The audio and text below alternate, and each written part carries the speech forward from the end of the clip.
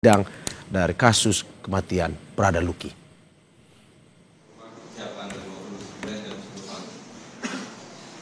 Di mana hari ini saudara, untuk jadwal sidang Prada Luki akan dilakukan dengan agenda pemeriksaan 17 terdakwa. Dan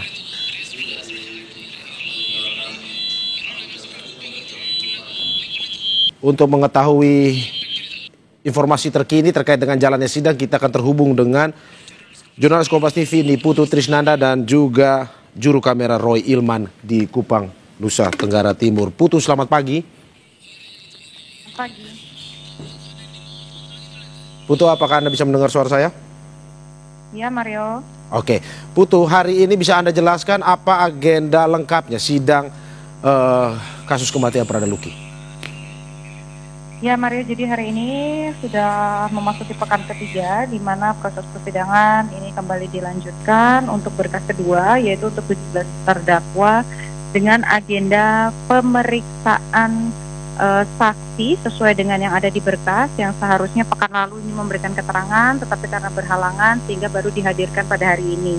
Saksi tersebut merupakan Komandan Peleton di Batalion Unit Teritorial Pembangunan 834 Wakangamere yang ada di Nagekeo, tempat di mana Prada Luki ini berdinas, yaitu Letda Infantri Lukman Hakim Oktasianto. Kalau Anda melihat juga Mario dan saudara di layar kaca, proses persidangan ini sedang berlangsung, di mana tadi dimulai pada pukul 10 waktu Indonesia bagian tengah atau waktu Kupang, sehingga kalau di Jakarta ini sekitar pukul 9.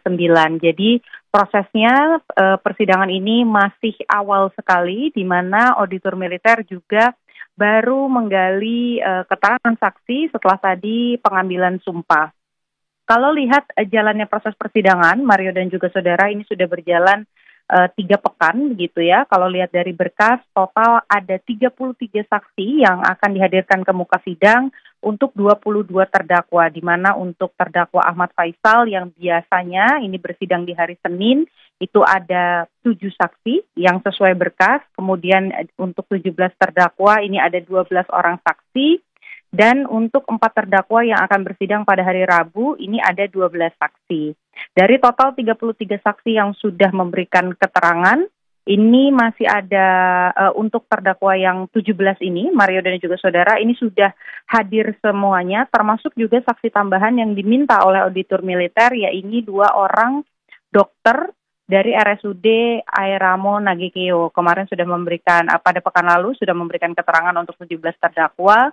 Dan kalau lihat bagaimana jalannya proses sidang, ini memang dari saksi-saksi yang dihadirkan, baik itu dari anggota TNI, kemudian juga dari keluarga, lalu dari sempat ada ibu angkat Prada Luki juga yang dihadirkan di muka sidang, lalu ada dokter yang dihadirkan ke muka sidang. Ini memang mengarah begitu ya, atau mulai terlihat peristiwa yang terjadi pada periode Juli sampai dengan Agustus atau kekerasan yang terjadi pada periode tersebut pada Prada Luki Namo dan juga Prada Richard ini mulai nampak memenuhi unsur. Kalau kita lihat dari terdakwa yang saat ini sedang bersidang, Mario dan juga saudara, ini didakwa dengan pasal 131 KUHP militer, di mana ada penganiayaan oleh anggota militer yang menyebabkan kematian dengan ancaman 9 tahun.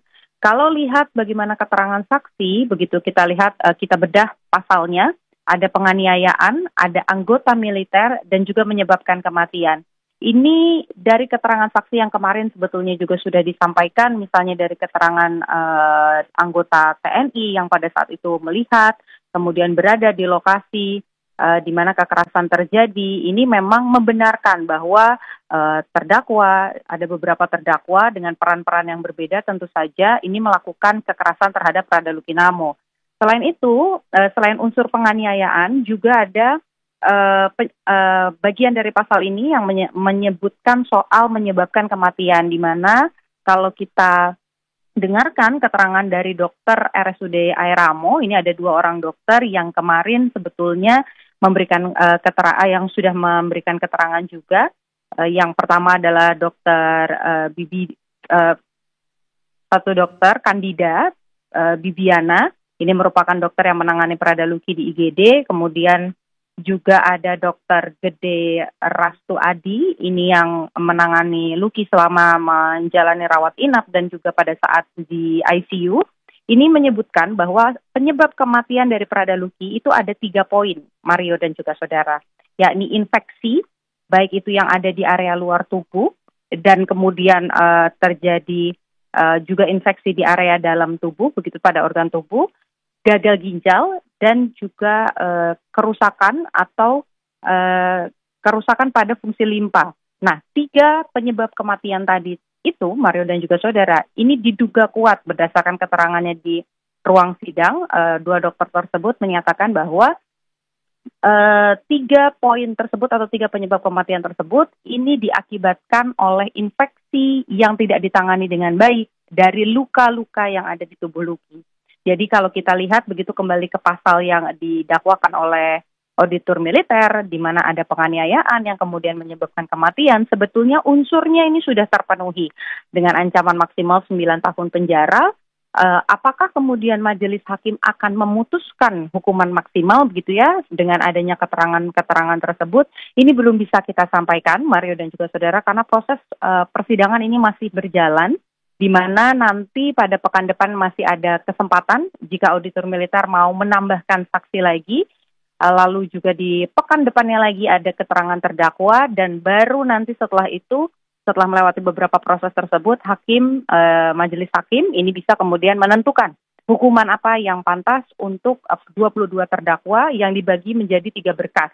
Ada di Ahmad Faisal yang merupakan komandan Kompi, kemudian ada berkas untuk 17 terdakwa, dan ada berkas untuk 4 terdakwa. Kalau kita lihat sebetulnya yang juga menjadi tuntutan dari pihak keluarga, Mario dan juga saudara, ini sebetulnya berkaitan juga dengan beberapa pihak yang dianggap lalai. Kalau kita lihat memang pasal 132 itu berkaitan dengan penganiayaan anggota, maksud kami 131 itu penganiayaan anggota militer yang menyebabkan kematian. Sementara ada juga pasal 132 yang didakwakan kepada Komandan Kompi dari Prada Luki Namo, yang isinya ini adalah kelalaian atasan yang tidak menghentikan adanya pelanggaran hukum oleh anggotanya, yaitu yang didakwakan pada Ahmad Faisal. Nah, kalau dari pihak keluarga sendiri, apa yang terjadi, kekerasan yang terjadi di dalam batalion tersebut, ini bukan hanya berhenti di tingkat Danki saja, di Komandan Kompi saja, tapi juga meminta agar komandan batalion sebagai pimpinan tertinggi di batalion tersebut juga setidaknya dihadirkan ke muka sidang untuk memberikan keterangan sebetulnya apa yang terjadi, kenapa kekerasan tidak dihentikan pada saat itu begitu. Sehingga kalau dari pihak keluarga ini ada beberapa saksi yang diharapkan juga dihadirkan di muka sidang, salah satunya adalah komandan batalion dari Batalion Unit Teritorial Pembangunan 834 Wakangamere Nagekeo di Flores, Nusa Tenggara Timur. Jadi apakah pekan depan ini akan ada saksi tambahan lagi? Ini kembali ke ranahnya auditor militer untuk memutuskan begitu ya, apakah akan ada penambahan saksi?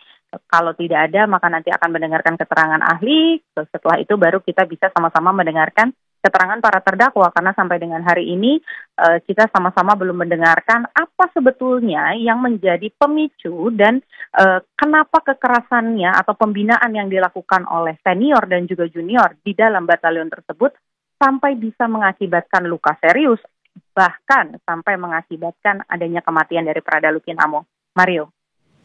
Ya Putu, hingga saat ini dari informasi yang kita dapatkan juga dari berita di media konvensional bahwa dihadirkan juga Letda Infantri Lukman Hakim Oktavianto, salah satu saksi yang kemarin memang berhalangan untuk hadir.